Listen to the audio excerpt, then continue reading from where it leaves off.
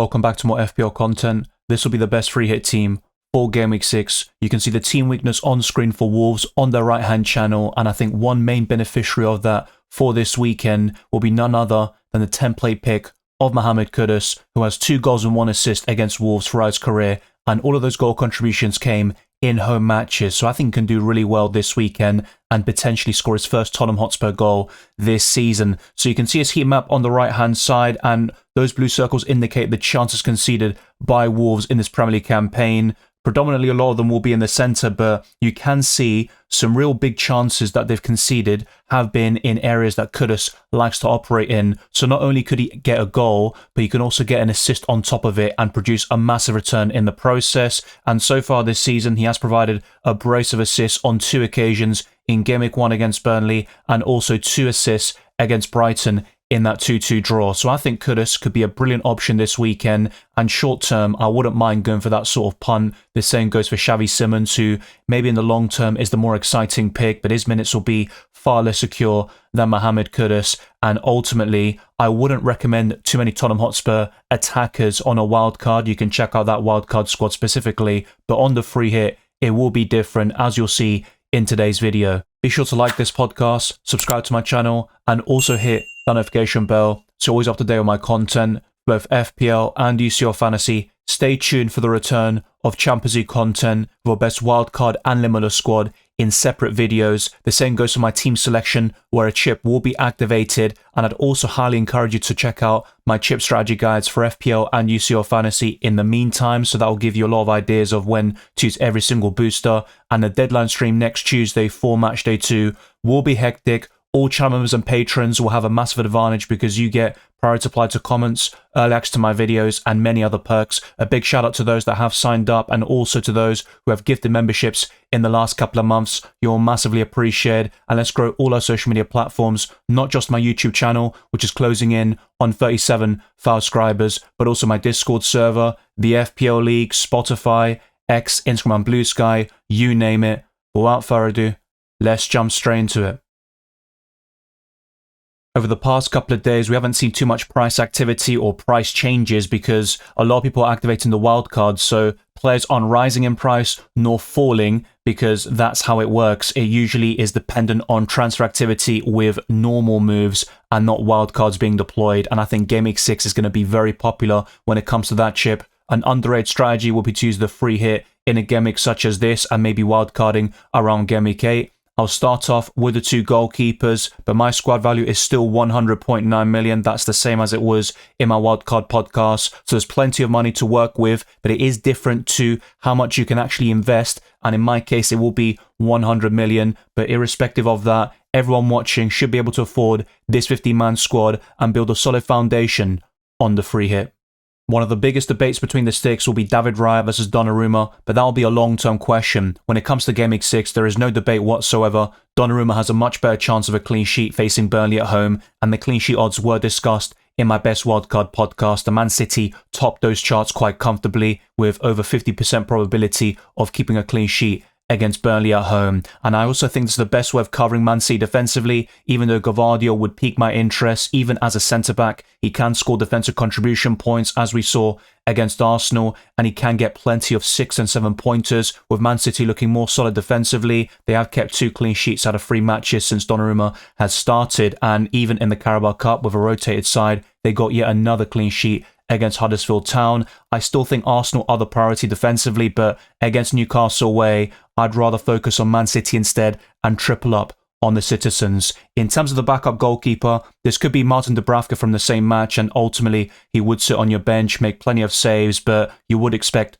a 2 or 3 pointer at most. But I think Darlow could be quite decent, not just for the upcoming deadline, but also in the long term, as Leeds are second in the fixture difficulty rating until Game Week 10. Only Wolves are above them in terms of those sorts of rankings. It is Bournemouth at home this weekend, but afterwards, Leeds have some promising fixtures on the horizon, and that victory against Wolves in Game Week 5 was massive, to say the least.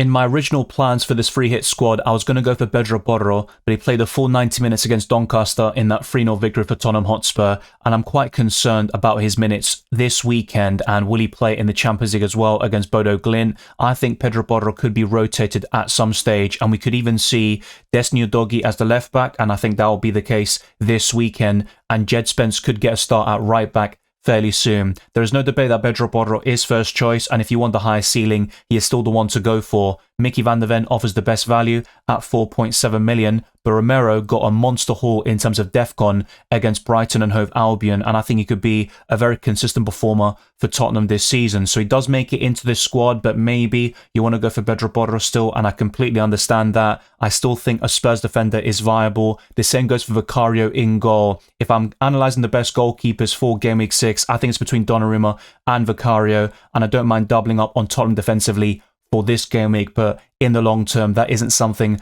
I would recommend as discussed in my best wildcard squad. Let's now move on to the second defender, and that's going to be another DEFCON machine in Marcus Senesi, and another Argentine, of course, in central defence. He now costs 4.8 million, facing Leeds away. Bournemouth could struggle in this game, but I think it could be quite low scoring, and if it is a 1-0 victory, which is my current prediction, that could be perfect for Marcus Senesi with a clean sheet, DEFCON, and potentially bonus points. And he's not going to score DEFCON in every single match, but if he continues this rate, he is going to be one of the highest scoring defenders in FPL and easily reach 5 million in terms of his price tag. But let's now go on to a third defender and yet another defensive contribution machine in Tarkowski, who could also be targeted from set pieces against a struggling West Ham side who concede chance after chance from corners and free kicks. And another underrated option would be Michael Keane if Branthwaite is still unavailable. So you can go for either one of those Everton centre-backs, Tarkowski or Michael Keane.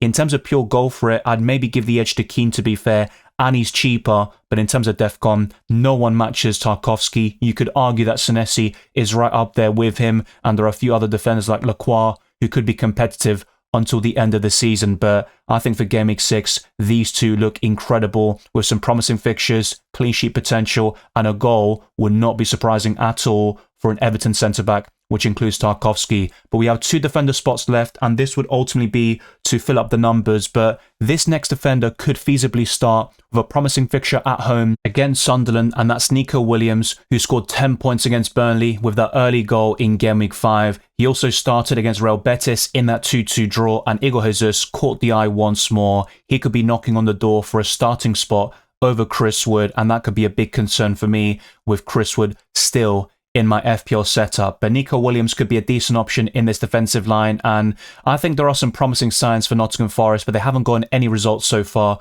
under Ange Postecoglou. They should have been Swansea City and also Real Betis in the last couple of matches. Against Arsenal, that was a bit of a free hit from the get-go, so you can understand that. And even against Burnley, that's another game that they could have maybe won by 2 or 3 goals, but they weren't able to seal it off. So once they can start killing games and building upon a 1-0 lead, I think Nottingham Forest will be in a much better position. Of course, against Swansea, they were 2-0 up and squandered that, and that was completely their fault. And defensively, there are some concerns there, and Sunderland have been solid so far this season. And that's why, for the 5th defender spot, I've got a Sunderland option in there. That could be Mukiele, who is one of my favourite 4 million defenders in the long term, or the Paraguayan Alderete, who could be decent for DEFCON as well. And just like Mukiele, they are sweeping house when it comes to getting these DEFCON points, or cleaning house, if you want to put it that way. There is Goodmanson from Leeds United and Rodon, but Darlow is already the backup goalkeeper, and these options will sit on the bench. Very soon I'll show you the starting 11 using the website fpl.team while discussing the captaincy, and to be honest, I still think there is no debate on that front. But let's now move on to the midfielders, where there are plenty of options this week. I am kind of struggling in the long term to find those consistent performers and really advocate for certain players, but I think there is a template forming in terms of the best options in this position, and some of them do make it to this free hit squad. In the short term, a Spurs attacker is viable with Xavi Simons as a very good punt. He has that potential in attacking midfield, and also on the left, You've got Richarlison up front, but Colomwani is knocking on the door. He had a slight injury problem recently, but should be available fairly soon. And Dominic Solanke could also be in the squad this weekend. If not, we should see him return in the next couple of weeks. But I think Kudus is the safest when it comes to minutes, and based on his record against Wolves and the way they're struggling, especially on that right flank, I think Kudus is a brilliant option this week. I would certainly not be selling, and I think he is the sort of hold up until game week 9, and you could definitely argue Spurs' fixtures turn a little bit earlier than that against Aston Villa in game week 8, but the Villains have really struggled so far this season. And then you've got Chelsea, of course, in game week 10. On this free hit, you don't need to worry about that, of course. It's only about game week 6, and Kudus definitely ticks a lot of boxes, and at 6.6 million, he offers good value with the assist for it, and 1 goal is certainly possible this weekend. The same goes for Semenyo, who blanked essentially in game week 5, and he produced 5 points in the end, which is still pretty decent. I'll take that. No goals or assists, but he scored defensive contribution points, which was very surprising against Newcastle. That's not something I'd expect him to do very often, especially compared to the likes of Ndai, who, amongst wingers anyway, will be quite decent in that regard. He has scored DEFCON in back-to-back matches, but Semenyo has been the best midfielder in FPL so far this season, with a massive ceiling as we saw against Liverpool with a 15-pointer, and he can produce some consistent returns. Only 1 blank, which somehow came against Tottenham in game week 3, with the Cherries dominating that match, and Semenyo missed several big chances on that occasion. But I'm also going to go for a 6-point family midfielder in Ndai, and you could easily make a case for Dewsbury Hall, who should be on set pieces for the Toffees. And as I mentioned before, West Ham have a real problem of defending those corners and free kicks. So that's where Dewsbury Hall could be better than Ndai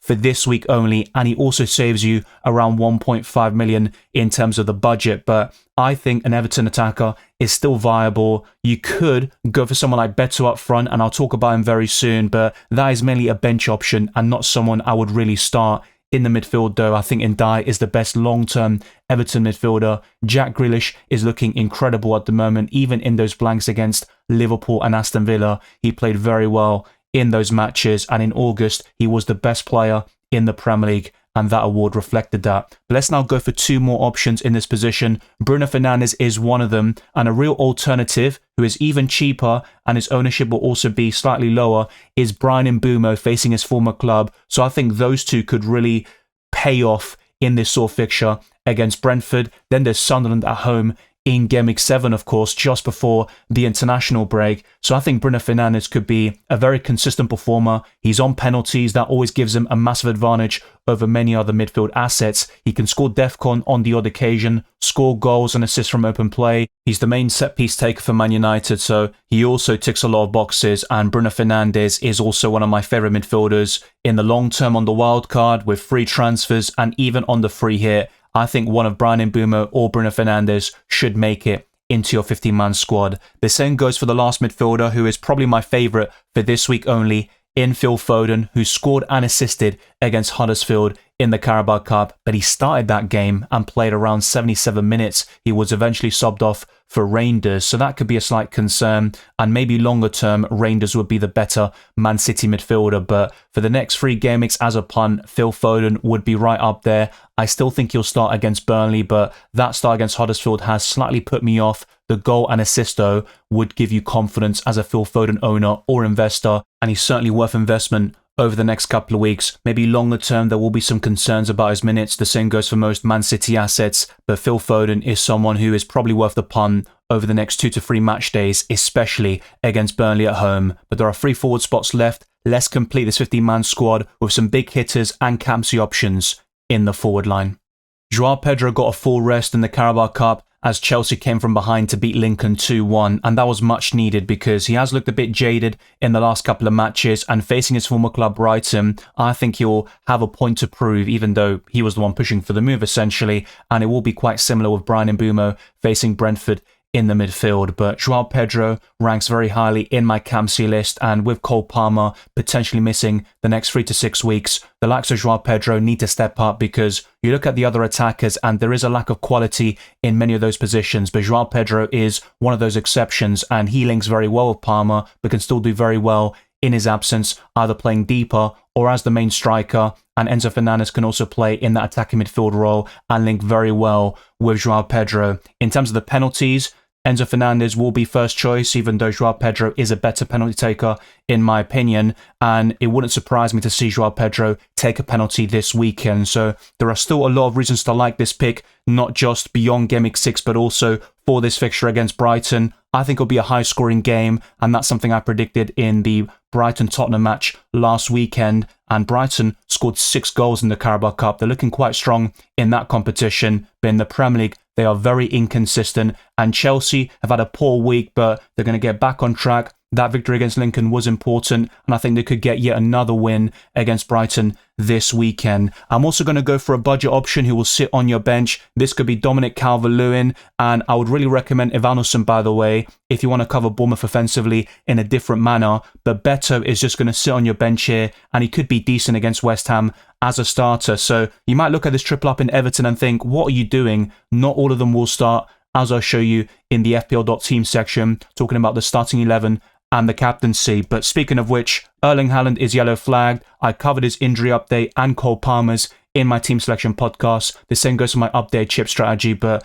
I'm still very confident that Erling Haaland will play. I will triple captain him this week if you're not playing the free hit, wildcard, or any other booster. So I think that should be the priority in many situations. And Erling Haaland has scored a hat-trick against Burnley in the past. He could do so once again, despite the Clarets looking quite decent defensively in the last couple of matches.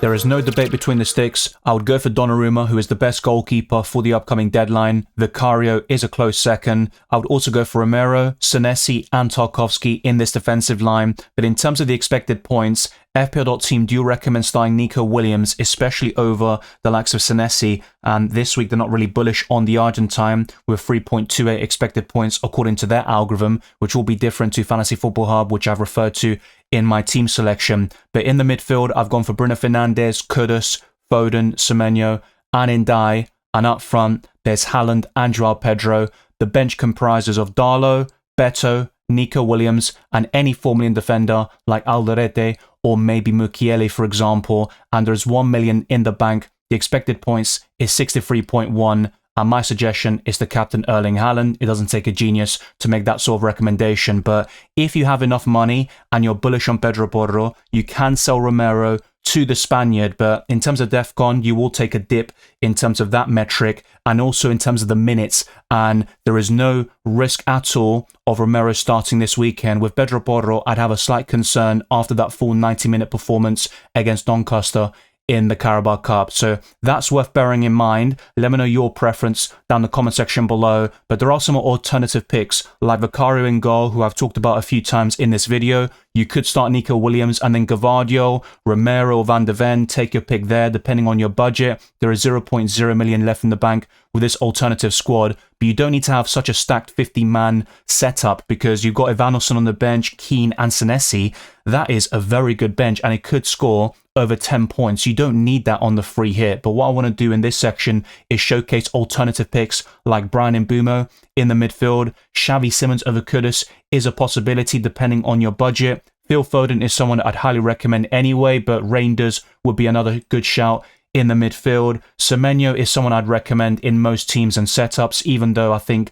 Leeds Bournemouth could be low scoring. Semenyo is just a talismanic figure, and that's quite rare to see in terms of those non-Big Six clubs so far this season. Someone who's offering that real consistency in the midfield. But Ndai is also fairly decent, not to the same level as Semenyo, of course, especially with a high ceiling, but Ndai is still a good choice. And maybe you could do something like this, Ndai to Dewsbury Hall, which I talked about earlier, and then use those extra funds to make an upgrade elsewhere. Haaland and Joao Pedro, I'd probably stick with that sort of thing. And if you want to go there and endure pain, maybe take a punt on Ollie Watkins or Chris Wood for this week only. Watkins has a brilliant record against Fulham. I think he's only blanked against them once in home matches, but his form has been terrible. Aston Villa don't look like scoring. They're not creating enough chances, so that would be a massive risk in my opinion. Darlow or Dubravka as your backup, it doesn't really matter. They wouldn't start in this team. Evanilson is a very good shout up front against Leeds United, even though it could be low scoring. He could get the winning goal and also accrue bonus points in the process. Keane over Tarkowski is another consideration you could make, and then Senesi in that Bournemouth defence, but you could even go for Virgil van Dijk in this defensive line with 1.5 million in the bank now after going for Dewsbury Hall over in Die. But remember, this is just highlighting alternative picks in other positions. So maybe here we can do kudos to Xavi Simons and then Foden to Reinders, and you'd have a lot of money in the bank after making that sort of move, by the way. But you could consider that. Maybe Doku, who has been in good form for Manchester City. But in terms of Man City midfielders, it would be Erling Haaland #1 by some distance, Phil Foden is second for the next couple of weeks anyway, and longer term Reinders would be even better. And defensively, Donnarumma in goal and Gvardiol is the best way to cover the citizens from that perspective. So let me know your thoughts down in the comment section below. As always, who would you captain in Game Week 6 if you are going against Erling Haaland? And on the free hit, are there any other players I haven't recommended in today's podcast? It may surprise you to see no Arsenal players in this free hit team. Gabriel, Saliba, all these Arsenal defenders and Raya in goal will always be decent options. And if you're backing an Arsenal clean sheet, it's not a terrible pick, but those are more long-term options on the wild card and bringing in terms of free transfers a bit early. But I think for a Game Week 6 free hit, their ceiling will be quite low. And a lot of their recent games at St James's Park have been 1-0 losses and they've struggled to score goals or create chances. Even against Port Vale, it was a decent performance, as in they controlled possession, they scored 2 goals and those were of real quality, but they didn't create too much in the grand scheme of things, especially from open play. That's been a big issue for Arsenal over the last year. But Eze in the midfield, Bukayo Saka, they are options I'd recommend in the long term. Gyökeres up front is another one, but I think Saka looks sharper against Man City as a substitute than he did against Port Vale as a starter, and he was subbed off around 63 minutes. He took a kick, but he's absolutely fine. No new injuries to report on the Arsenal front, except Madueke, which I talked about